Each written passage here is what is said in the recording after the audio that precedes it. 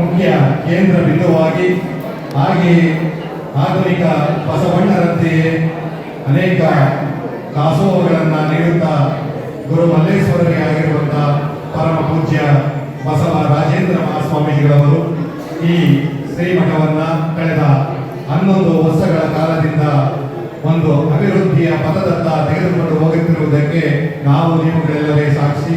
ಈ ರೀತಿಯಾದಂತಹ ಎಲ್ಲ ಸರಳ ಸಭೆಗಳು ಇಷ್ಟು ಹೆಚ್ಚಿನ ಸಂಖ್ಯೆಯಲ್ಲಿ ತಾವೆಲ್ಲ ಈ ಕಾರ್ಯಕ್ರಮಕ್ಕೆ ಆಗಮಿಸಿದ್ದೀರಿ ಅಂತ ಅಂದ್ರೆ ಅದಕ್ಕೆ ನಮ್ಮ ಗುರುಗಳ ಪರಿಶ್ರಮ, ದೂರದೃಷ್ಟಿ ಹಾಗೂ ಅವರ ನಿತ್ಯ ಪ್ರತಿಯೊಬ್ಬ ಮುಖದಿಂದ ಪ್ರತಿಯೊಬ್ಬ ಸರಳರಲ್ಲಿ ಸರಳೆಯರಲ್ಲಿ ಭಕ್ತರಲ್ಲಿ ಅವರು ಕಾಣುವಂತಹ ಪ್ರೀತಿಯೇ ಅನನ್ಯವಾದದ್ದು.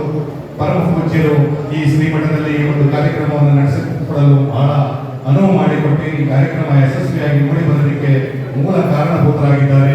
ಪರಮ ಪೂಜ್ಯರು ಈಗಷ್ಟೇ ನಮ್ಮ ಮಳವಳ್ಳಿ ತಾಲೂಕಿನಿಂದ ಹಾಗೆಯೇ ವೇದಿಕೆಯ ಮೇಲಿರುವಂತಹ ಮತ್ತೋರ್ವ ಶ್ರೀಗಳಾದಂತಹ ಮದ್ಗಾರ ಲಿಂಗಯ್ಯನ ಹುಂಡಿಯ 12ನೇ ಶತಮಾನದ ಬಸವಣ್ಣನವರ ಅನುಭವ ಮಂಟಪದ ಅಧ್ಯಕ್ಷರಾಗಿದ್ದಂತಹ ವೀರ ವಿರಾಗಿ ಅಲ್ಲಮ ಪ್ರಭುಗಳ ಶೂನ್ಯ ಪೀಠದ ಪೀಠಾಧಿಪತಿಗಳಾದಂತಹ ಗೌರಿಶಂಕರ ಶ್ರೀಗಳವರು ನಮ್ಮ ಕರ್ನಾಟಕದ ಜನತೆಗೆ ಹಾಗೂ ಭಕ್ತರಿಗಷ್ಟೇ ಅಲ್ಲ, ಸೌದಿ ಅರೇಬಿಯಾಕ್ಕೂ ಕೂಡ ಹೋಗಿ ಅಲ್ಲಿರುವಂತಹ ಎಲ್ಲ ಭಕ್ತರಿಗೂ ಕೂಡ ಅವರ ದರ್ಶನ ಭಾಗ್ಯವನ್ನ ಹಾಗೂ ಆಶೀರ್ವಚನವನ್ನ ನೀಡಿ ಬಂದಂತಹ ಶ್ರೀಗಳವರು.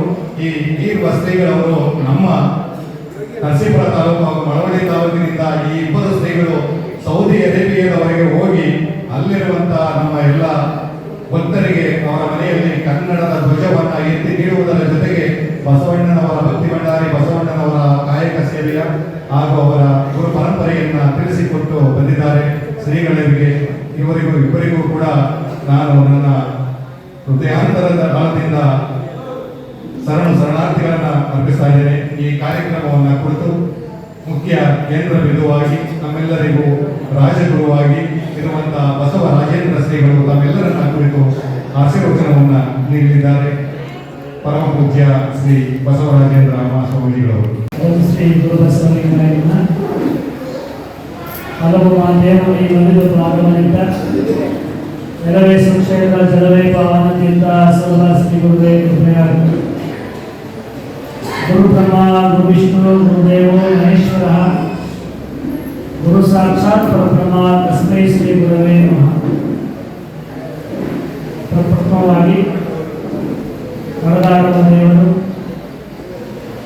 ಸಿದ್ಧಗಂಗಾ ಶಿವಕುಮಾರ ಶಿವಯೋಗಿಗಳನ್ನ ಈ ಸಮಯದಲ್ಲಿ ನಾನು ಪ್ರಾರ್ಥನೆ ಮಾಡಿಕೊಂಡು ಹಾಗೆ ಶ್ರೀಮಠದ ಗುರು ಪರಂಪರೆಯನ್ನು ನಾನು ಪ್ರಾರ್ಥನೆ ಮಾಡ್ಕೊಳ್ತಾ ಗುರು ಮಲ್ಲೇಶ್ವರರು ಹಾಗೆ ಶಿವರಾತ್ರಿ ಶಿವಯೋಗಿಗಳನ್ನ ಈ ಸಮಯದಲ್ಲಿ ನಾನು ಪ್ರಾರ್ಥನೆ ಮಾಡಿಕೊಂಡು ಪರಮ ಪೂಜ್ಯ ಶ್ರೀಮಂತ ನಿರಂಜನ ಪ್ರಣವ ಸ್ವರೂಪಿ ಗೌರಿಶಂಕರ ಮಹಾಸ್ವಾಮಿಗಳು ವಿರಕ್ತ ಮಠ ಎಂಬೆಲ್ಲೂಡಿ ಇವರ ಪಾದ ಪದ್ಮಗಳಿಗೆ ನನ್ನ ಶರಣಾರ್ಥಿಗಳನ್ನು ಅರ್ಪಿಸಿ ಹಿರಿಯರು ಮಾರ್ಗದರ್ಶಕರಾದಂತಹ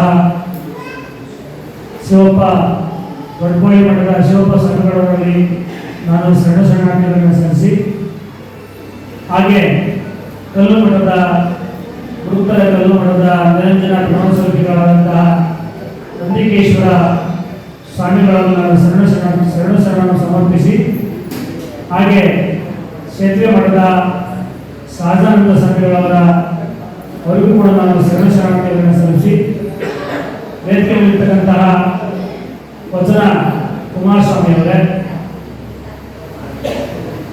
ಸರ್ಗೋಳರಾದಂತಹ ರಾಮಮೋಹನ್ ಮುಗಪ್ಪನ ವಂಶಸ್ಥರಾದಂತಹ ಸಿದ್ದಪ್ಪನವರೇ, ಹಾಗೆ ಶ್ರೀಮಠದಲ್ಲಿ ಒಬ್ಬರಾದಂತಹ ನಮ್ಮ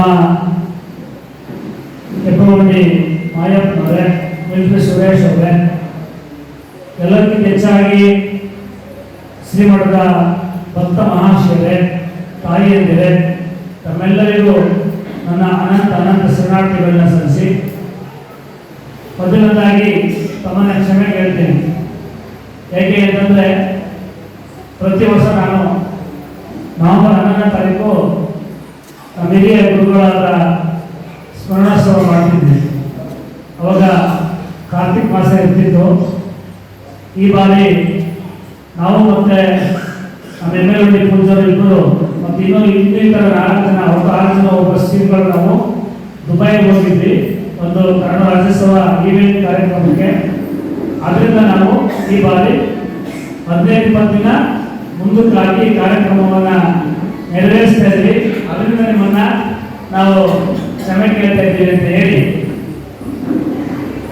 ನಮ್ಮ ಪರಮ ಪೂಜ್ಯರು ಹಾಕಿಕೊಟ್ಟಂತಹ ದಾರಿಯಲ್ಲಿ ಅವರು ಏನು ಇಂದಿನ ಗುರುಗಳು ಏನೇನು ನಮ್ಮ ಮಠದಲ್ಲಿ ನಡೆಸ್ಕೊಂಡು ಬರ್ತಾ ಇದ್ರು, ಈ ಮಠದಲ್ಲಿ ಇಂದಿನ ಏನೇನೋ ವ್ಯವಸ್ಥೆಯನ್ನು ರೂಪಿಸಿದ್ರು ಅದನ್ನು ನಾವು ಚಾಚು ತಪ್ಪನೆ ಈ ಕಾರ್ಯಕ್ರಮವನ್ನು ನೆರವೇರಿಸ್ಕೊಂಡು ಬರ್ತಾ ಇದ್ದೀವಿ.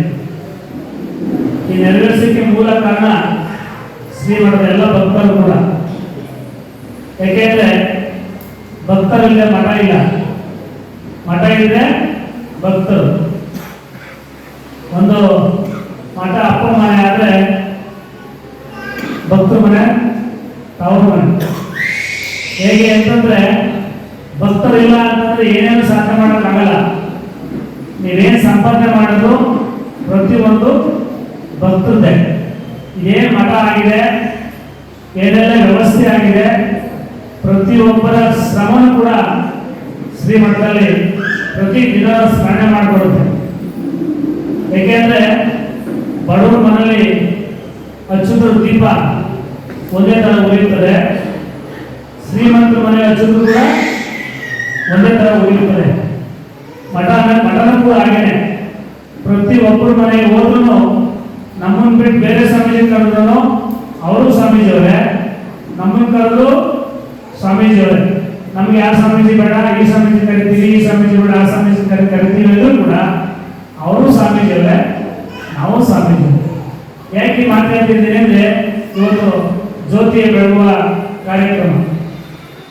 ಈ ಕಾರ್ಯಕ್ರಮ ನಾನು ಅವಾಗಲೇ ನಮ್ಗೆ ಹೇಳಿದೆ, ಜ್ಯೋತಿ ಯಾರ ಮನೆಯಲ್ಲಿ ಹಚ್ಚಿದ್ರು ಒಂದೇ ತರ ಉಳಿತದೆ ಅಂತ. ಪರಮ ಪೂಜೆಗಳು ಯಾರೇ ದಯಮಾಡಿಸಿದ್ರು ಕೂಡ ಆ ಮಠಕ್ಕೆ ಆ ಮನೆಗೆ ಒಂದು ಗೌರವ. ಏಕೆಂದ್ರೆ ನಮ್ಮ ಸಮಾಜಕ್ಕೆ ಒಬ್ಬ ಗುರುಗಳು, ಯಾವುದೇ ಗುರುಗಳು ಬಂದು ನಮ್ದು ಮಠ ಅಂತ ಏನಾರು ಅವರು ಕೂತಿದ್ರೆ ಆ ಮಠಕ್ಕೆ, ಆ ಗ್ರಾಮಕ್ಕೆ, ಆ ಸುತ್ತಮುತ್ತ ಅಂತ ಎಲ್ಲರಿಗೂ ಒಂದು ಗೌರವ ಸಲ್ಲುತ್ತೆ ಅಂತ ನಾನು ಭಾವಿಸಿದ್ದೀನಿ. ಏಕೆಂದ್ರೆ ಒಂದು ಸಂಸಾರದ ಗುಟ್ಟು, ಒಂದು ಮನೆಯ ಸಂಸಾರ ನಡ್ಕೊಂಡು ಹೋಗ್ಬೇಕು ಅಂದ್ರೆ ಗಂಡ ಕೋಪಿಷ್ಠನಾದರೆ ಹೆಂಡತಿ ಮೂಗಿ ಆಗಬೇಕು. ಗಂಡ ಕೋಪಿಷ್ಠನಾದರೆ ಹೆಂಡತಿ ಮೂಗಿ ಆಗಬೇಕು. ಹೆಂಡತಿ ಕೋಪಿಷ್ಠನಾದರೆ ಗಂಡ ಕಿವುಡನಾಗಬೇಕು. ಯಾಕೆ ಮಾತಾಡ್ತಿದ್ದೀನಿ ಅಂದ್ರೆ ಭಕ್ತರು ಕೋಪಿಷ್ಠ ಆದ್ರೆ ಸ್ವಾಮೀಜಿಗಳು ಕಿವುಡರಾಗಬೇಕು. ಕಿವುಡರಾಗಲಿಲ್ಲ ಅಂದ್ರೆ ಸ್ವಾಮೀಜಿಗೂ ಭಕ್ತರಿಗೂ ಸಂಬಂಧ ಕಳೆದೋಗುತ್ತೆ. ಇಲ್ಲ ಸ್ವಾಮೀಜಿ ಕೋಪಿಸಲಾದರೆ ಭಕ್ತರು ಮೂಗರಾಗಬೇಕು. ಎರಡು ಅನ್ಯ ಆಗಲಿಲ್ಲ ಅಂತಂದ್ರೆ ಯುದ್ಧ ಶುರುವಾಗ್ಬಿಡ್ತದೆ. ಆ ಶುರುವಾಗೋಕ್ಕೆ ಮುಂಚೆನೆ ನಾವು ಪ್ರತಿಯೊಂದನ್ನು ಅನಿಮೆಯಾಗಿ ಕಳ್ಕೊಂಡು ಹೋಗುವಂತಹ ಒಂದು ಸಂದರ್ಭದಲ್ಲಿ ನಾನು ಈ ಮಾತನ್ನ ನಮ್ಮೆಲ್ಲರಿಗೂ ಅರ್ಥೋಲಿ ಅಂತೇಳಿ ನಾನು ಈ ಮಾತನ್ನ ಹೇಳ್ತಾ ಇದ್ದೇನೆ. ಯಾಕೆಂದ್ರೆ ಕೋಪ ಬರುವುದು ಭಕ್ತರಿಂದನೇ. ಒಬ್ಬ ಸ್ವಾಮೀಜಿ ಸೌಮ್ಯ ಸ್ವಭಾವದಿಂದ ಇರುವುದು ಭಕ್ತರಿಂದನೇ. ಯಾಕೆ ಅದನ್ನ ಹೇಳ್ದಲ್ಲ, ಕೋಪಿಷ್ಠನಾದರೆ ಹೆಂಡತಿ ಮೂಗಿ ಆಗಬೇಕು, ಗಂಡ ಹೆಂಡತಿ ಕೋಪಿಷ್ಠನಾದ್ರೆ ಗಂಡ ಕಿವುಡನಾಗಬೇಕು ಅಂತ. ಇದೇ ಉದಾಹರಣೆ. ಈ ಮಠ ಇಷ್ಟೆಲ್ಲ ಅಭಿವೃದ್ಧಿ ಆಗಕ್ಕೆ ಭಕ್ತರಿಂದನೇ ಕಾರಣ ಅಂತ ನಾನು ಮತ್ತೊಮ್ಮೆ ಹೇಳಿ ಮಾತಾಡುವಂತಹ ನಮ್ಮ ವಚನ ಪುಗಾಶ್ರಮವ್ರನ್ನ ಕರೆದಿದ್ದೀವಿ. ನಿಮಗೆ ಎಷ್ಟು ಕೇಳಬೇಕು ಅನಿಸ್ತದೆ ಅಷ್ಟು ಮಾತಾಡೋಕೆ ಕರೆಸಿದ್ದೀವಿ. ಹಾಗೆ ಮುಂದೆ ಒಂದು ಬರ್ತಿದೆ, ನಮ್ಮ ವೀರಶೈವ ಮಹಾಸಂಘದ ತಾಲೂಕಿನ ಗದಗದ ಡೈರೆಕ್ಟರಾದಂತಹ ನಮ್ಮ ಮಹೇಶ್ ಅವರಿದ್ದಾರೆ. ನಮ್ಮ ಅರ್ಧಸಾರಿ ತಾಂಡು ಮಹಾಸಭಾ ಡೈರೆಕ್ಟರ್ ಇದ್ದಾರೆ. ನರಸೀಪುರ ತಾಲೂಕಿಂದ ಮಾಯಪ್ಪ ಇದ್ದಾರೆ. ಕೊಳಗಲ್ ತಾಲೂಕಿಂದ ನಮ್ಮ ಪ್ರಭಾಕರ್ ಬಂದರೆ ಎಲ್ಲ ಸಮಾಜದ ಬಂಧುಗಳು ಹಿತೈಷಿಗಳು ಅದರಲ್ಲೂ ಹೆಚ್ಚಾಗಿ ಚಿಕ್ಕಬಳ್ಳಾಪುರ ಜಾಸ್ತಿ ಜನ ಬಂದರೆ ನಮಗೆ ಅದೇ ಒಂದು ಖುಷಿ ಆಗ್ತಾ ಇದೆ. ನಮ್ಮ ಶಂಕರ್ಪುರ ನವೀನ್ ಸಾಮಣ್ಣ ಬಂದವರೆ, ಬಸವ ಮಹಾಸಭಾ ಡೈರೆಕ್ಟರ್ ನಮ್ಮ ಕಟ್ಟೆಪುರದ ಓಂಕಾರ ಮೂರ್ತಿ ಬಂದವರೆ, ಹಾಗೆ ನಮ್ಮ ಕಟ್ಟೆಪುರದ ಕುಮಾರ್ ಅವರು GLM ಡೈರೆಕ್ಟರ್, ಅವ್ರಿಗೂ ಕೂಡ ಎಲ್ಲ ಮಹಿಳೆಯರ ಡೈರೆಕ್ಟರ್ ಇದ್ದಾರೆ. ನಮ್ಮ ಮಾಜಿ ಡೈರೆಕ್ಟರ್ ಚನ್ನಪಟ್ಟಣದವರು ಇದ್ದಾರೆ, ಸುನೀಲ್ ಮಹೇಶ್ ಅವರು ಕೂಡ ಅಲ್ಲಿಂದ ಬಂದವರೆ. ಎಲ್ಲರಿಗೂ ಫೋನಿನ ಮುಖಾಂತರವೇ ನಿಮ್ಮನ್ನ ಕರೆದು ಶ್ರೀಮಠ ಗೌರವಿಸಿದೆ. ಎಲ್ಲರೂ ಸಂತೋಷವಾಗಿ ಆಗಮಿಸಿದ್ದೀರಾ. ತಮ್ಮೆಲ್ಲರಿಗೂ ಹೃದಯಪೂರ್ವಕವಾಗಿ ಮಠ ಎಲ್ಲರೂ ಅಭಿನಂದಿಸುತ್ತೆ. ಹಾಗೆ ನಮ್ಮ ಬೆಂಗಳೂರಿನಿಂದ ನಮ್ಮ ಸವಿತಮ್ಮ ಅಪ್ಪಾಜಿಯವರು ಬಂದಿದ್ದಾರೆ. ಅವ್ರಿಗೂ ಕೂಡ ಈ ಸಂದರ್ಭದಲ್ಲಿ ನಾನು ಒಂದು ಅವಕಾಶವನ್ನ ಶ್ರೀಮಠ ಯಾವಾಗಲೂ ಯಾಕಂದ್ರೆ ಅವರ ಯಜಮಾನರು ಮಠ ಅಭಿವೃದ್ಧಿಗೆ ನಮ್ಮ ಕಾಲದಲ್ಲಿ ನನ್ನ ಕಷ್ಟದಲ್ಲಿದ್ದಾಗ ಬಹಳ ಸಹಕಾರ ಮಾಡಿದ್ರು. ಅವರು ಇವತ್ತು ನಮ್ಮನ್ನೆಲ್ಲ ಬಿಟ್ಟು ಕೊರೋನಾ ಟೈಮಲ್ಲಿ ಅಗಲಿದ್ದಾರೆ. ಆದರೂ ಕೂಡ ನಮ್ಮ ಮಠಕ್ಕೆ ಯಾವಾಗಲೂ ಅವರು, ಯಾಕಂದ್ರೆ ತುಂಬಾ ಈ ಮಠ ಕಡು ಪಟ್ಟಣದಲ್ಲಿದ್ದಾಗ ಅವರು ಕಣ್ಣಿನಂಗೆ ಕಾಣದಿದ್ದಂಗೆ ಈ ಮಠಕ್ಕೆ ಎಷ್ಟು ಸಹಕಾರ ಮಾಡಿದ್ದಾರೆ ಅಂತ ಹೇಳಕ್ ಅಸಾಧ್ಯ. ಅಷ್ಟು ಕೂಡ ಸಹಕಾರ ಮಾಡಿದ್ದಾರೆ. ಎಲ್ಲರಿಗೂ ನಮ್ಮೆಲ್ಲರಿಗೂ ನನ್ನ ಪರವಾಗಿ ಒಂದು ಅಭಿನಂದನೆ ಸಲ್ಲಿಸ್ತಾ ಇದ್ದಾನೆ. ನಮ್ಮ ಗುರುಗಳಾದಂತಹ ಕಲಿಪುರದ ಗುರುಪಾದ ಶಿವಾಚಾರ್ಯ ಸ್ವಾಮಿಗಳವರು ಈಗ ಆಗಮಿಸಿದ್ದಾರೆ. ಅವರೆಲ್ಲರಿಗೂ ಶ್ರೀಮಠದ ಪರವಾಗಿ ತಮ್ಮೆಲ್ಲ ಪರವಾಗಿ ಸುಸ್ವಾಗತವನ್ನ ನಾನೇ ಕೋರ್ತಾ ಇದ್ದೇನೆ. ಈ ಸಂದರ್ಭದಲ್ಲಿ ಮಹಾಸಭಾ ಡೈರೆಕ್ಟರ್ ಆದಂತಹ ಕಾರ್ಯದರ್ಶಿಗಳಾದಂತಹ ನಮ್ಮ ಪರಮೇಶ್ ಪಟೇಲ್ ಅವರು ಅವರೇ ಸ್ವಾಗತವನ್ನ ಮಾಡಿದ್ದಾರೆ. ಅದು ಎಲ್ಲ ಸಂತರಿಗೂ ನಮ್ಮೆಲ್ಲರಿಗೂ ತಮ್ಮ ಮಠದ ಶ್ರೀಮಠದ ಪರವಾಗಿ ಅಭಿನಂದನೆ ಸಲ್ಲಿಸಿ ನಾನು ಅವರಿಗೆ ವಿರಾಮವನ್ನು ಕೊಡ್ತಾನೆ ಶಿವಮೊಗ್ಗ. ಹಾಗೆ ಈ ಸಾರಿ ಮಲೆ ಮಹದೇಶ್ವರ ಬೆಟ್ಟಕ್ಕೆ ಪಾದಯಾತ್ರೆಯನ್ನ ಹಮ್ಮಿಕೊಂಡಿದ್ದೀವಿ. 4ನೇ ತಾರೀಕು ಹೊರಡುವುದು ಅಂತ ನಾವೊಂದು ಚಾಲನೆ ಕೊಡಬೇಕು ಅಂತ ಅನ್ಕೊಂಡಿದ್ದೀವಿ. ದಯಮಾಡಿ ಬರುವಂತವರು ಹೆಸರುಗಳನ್ನ ನೋಂದಾಯಿಸಬಹುದು. 4ನೇ ತಾರೀಕು ಸಾಯಂಕಾಲ ಹನ್ನೂರು ಗೌರೀಶ್ವರ ಕಲ್ಯಾಣ ಮಂಟಪ ಆಯಿತು. 5ನೇ ತಾರೀಕು ಕಾಡ್ಬೆಟ್ಟ ಆಯಿತು.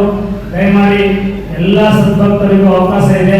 ಇದರಲ್ಲಿ ಯಾವ ಜಾತಿ ಜನಾಂಗ ಅವನ ಆ ಜಾತಿ ಈ ಜಾತಿ ದಯಮಾಡಿ ಅದನ್ನ ಬಿಟ್ಟು ಎಲ್ಲರೂ ಬನ್ನಿ. ಆ ಪಾದಯಾತ್ರೆಗೆ ಎಲ್ಲರೂ ಸಹಕಾರವನ್ನು ನೀಡಿ. ಮಲೆ ಮಹದೇಶ್ವರ ಪಾದಯಾತ್ರೆ ನಾವು ಹೋದ ವರ್ಷ ಸ್ವಲ್ಪ ಚೆನ್ನಾಗಿ ಮಾಡಿದ್ದೀವಿ.